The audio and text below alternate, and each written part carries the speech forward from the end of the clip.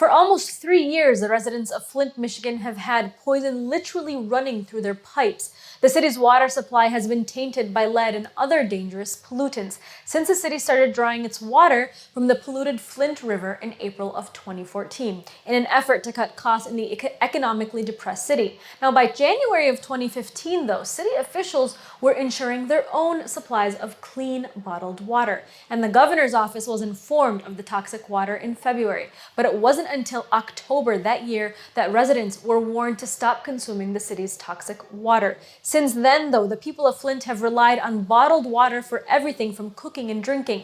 Some are even hesitant to use unfiltered tap water to wash their hands or bathe. Now, to date, 600 to 1,200 children in Flint have been exposed to lead. Now, this exposure will likely create problems for years to come, as lead poisoning can lead to physical and mental development problems that can last a lifetime.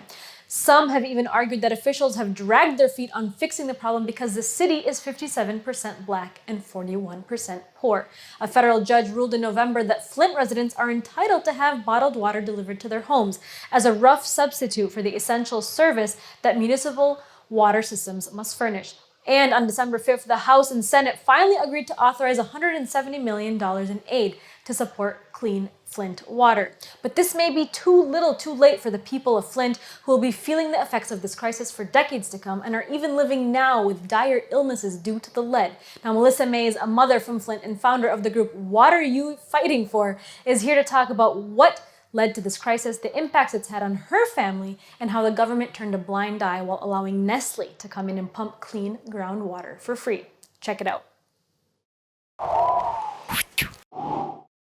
Melissa, thank you so much for joining me today. I want to begin the conversation by asking you, how exactly did Flint residents find out that the water was poisoned, and why did it take so long for them to be notified that there was even something wrong with the water that they were using for cooking, for cleaning, for bathing?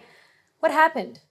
Well, first off, we received no notice that anything was wrong with our water until January of 2015. The switch was in April of 2014. And so basically the notice had said that for the previous 9 months, our water had been contaminated with a cancer-causing byproduct. And they didn't tell us because they didn't have to. But we were probably safe, so check with your doctor before consuming the water, which I thought was hilarious because my doctor knew nothing of the water.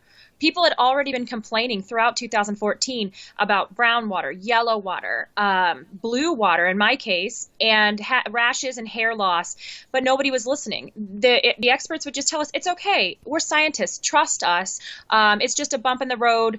River water is a lot harder than lake water. You're going to be fine. So when I did ask my doctor, he said, I'm not a water expert. Why would they tell you to ask me? So it went that way. And then we started testing the water in February of 2015 and discovered that there was lead.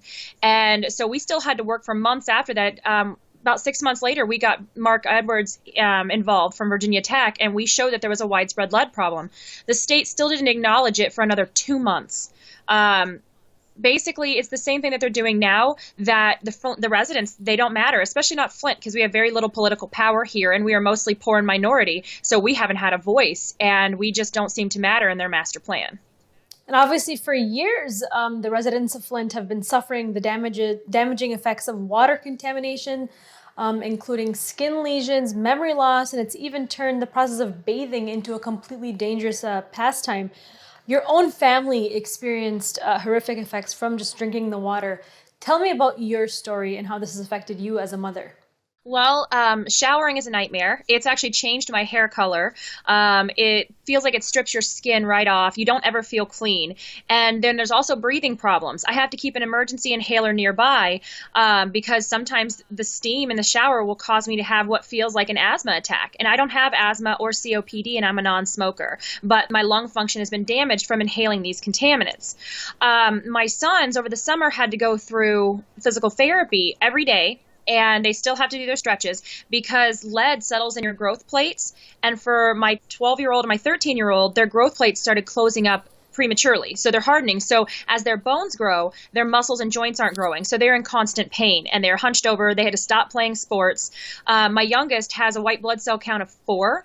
meaning he has no immune system. So he is sick constantly. My oldest he's 18 and he has to see an endocrinologist this month because there's something wrong with his pancreas. So we're dealing with that. On top of it, I have seizures. I'm on medication. Lead and copper is stored in your brain, and there are signal abnormalities that they found on my MRI. So I have to take seizure medications. Plus, I have IBS and diverticulosis because apparently drinking acid water is bad for your intestines. Plus, immune system issues. I've got an autoimmune disorder that looks like lupus. They're still trying to figure it out.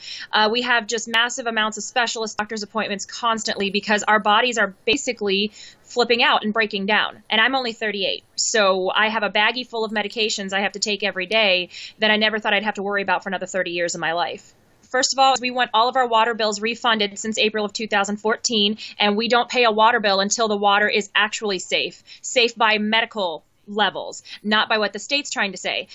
This past Friday, a lot of us, including myself, got shutoff notices. So they're going to shut off our poison because the state says if we don't pay up, they're not going to send any infrastructure money. So that leads us to demand number 2. We need every single piece of pipe replaced from the water treatment plant all the way up into people's homes. Their faucets, their taps, their lines in their homes, their water heaters were all destroyed by this caustic water that the state sent to us and lied. They lied for 2 years about the safety, and they still are lying. They're still trying to say that it's safe when my latest lead test that I also received in the mail on Friday is 1,740 parts per billion. 0 is the only safe level. 15 is the max when the city has to start taking action on corrosion control. And then the third demand that we want is a holistic healthcare. We still don't have proper healthcare for adults, senior citizens. We don't have the proper environmental physicians that can deal with this level of poisoning. Our doctor referred us to an environmental physician over an hour away because he said that normal PhDs, they don't know how to treat this. This is not something they deal with, not copper poisoning, lead poisoning, phosphate poisoning, the things that we're facing. Also, the bacterial outbreaks that have killed 12 people are still not being addressed. And then, of course, the last thing we want to see is accountability. We want to see laws change so this doesn't happen to your family or anyone else. But we also want to see the people that knowingly did this to us and covered it up. We want to see them behind bars. And obviously, Flint is 57% Black and 42% of its people are living in poverty. Do you think that race and poverty played a role in the way that the response of the government was taking place? Number one, it's class. We are poor. We are struggling. We are below working class here because once the industry pulled out, General Motors and DuPont, AC Delco, that left us in shambles. And since we had very little political power as it is, we're in a Democratic city underneath a Republican mayor.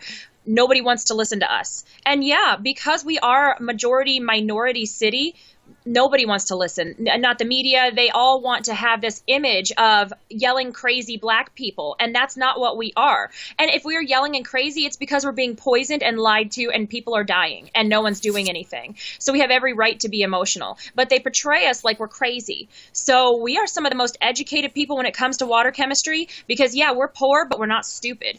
And I just think because we are poor, we've been summarily dismissed, and they don't want to do anything with us or for us. So we just have to do it ourselves. So luckily, we've had to fight for everything that we do actually have. So Flint residents we aren't new to the fight. And Flint is obviously, it's not a one-off situation. There are many other communities across the U.S. facing a very similar water contamination or water poisoning crisis that we rarely hear about. And there will undoubtedly be more unless something is actually done, not only about government neglect, but environmental pollution committed by major corporations that is seeping into our water supply. How often are corporations, in your opinion, held accountable for their part in such crimes? And why do you think that prosecuting them is so hard? They put so much money into their legal team. So when you have people like us that are poor, we can't afford the huge legal battles. I mean, we're trying. We're doing everything we can. We have amazing attorneys that aren't charging us for all this work. And we're going up against the government, but also we're suing companies like Veolia and Land, which is an engineering firm. But then also General Motors, they got out of any responsibility, even though they dumped in our river for about 100 years and left it as it is. They filed bankruptcy. So corporations can do that. And people need to pay attention attention, because this new administration that's coming in wants to further defund the EPA and get rid of clean air and clean water regulations. So if you don't think that this can happen to you, you need to wake up. And I tell people, don't forget about Flint, because if we don't get fixed with all the media attention, the congressional hearings, the criminal charges, if we don't get what we need to try to rebuild our lives, no other city that gets hit with this is going to either. So people need to step up and be like, okay, you have to fix Flint, because, yeah, we're the first of so many. There's so many other cities going through this and they're being ignored, and there's more to come. I mean, you're exactly that. There's no corporate responsibility whatsoever. And when we're finding out that there's like 5,300 cities across the country that their water utilities or city or state governments are hiding the lead instead of actually fixing it, it's all over. And we need to stand up and we need to join together now to say clean, safe water. Access to clean, safe water is a human right. Also, we're bill payers, so there has to be consumer protections for this. But we're finding out that they'd rather hide it and lie than actually address it. And I've also seen that Nestle has now made its way into Michigan. They're getting basically a free pass to pump very clean water that you and the residents of Flint don't even have access to. What is the reaction by Flint residents to this news? The Michigan Department of Environmental Quality, who failed on treating our water, just allowed them to do what they want. And then, of course, they're selling bottled water back to us because we need it to survive, and everybody else in the country. So, yeah, they're robbing from our clean water and then having to give it back because we're sitting here with poisoned water. And other cities in Michigan have lead problems, too. Now, Flint's bad because they did put in untreated water. The state decided to switch our water source to a contaminated river, and then they didn't properly treat it. So what happened to us in just over 2.5 years is fast, and it's brutal because, I mean, it's bad enough to where bacteria is going crazy and it's killed people. But other cities are dealing with this. It's a lot slower, but it's there and it's happening. So people need to pay attention to this because our state Department of Environmental Quality is culpable in all of this. So it's not just happening to Flint with that. It's going to be other cities in the state of Michigan as well. So they need to pay attention. You have to pay attention to this. Well, thank you so much, Melissa, for joining me today. We're absolutely devastated to hear the news coming out of Flint, and hopefully we'll catch up with you soon. Thank you.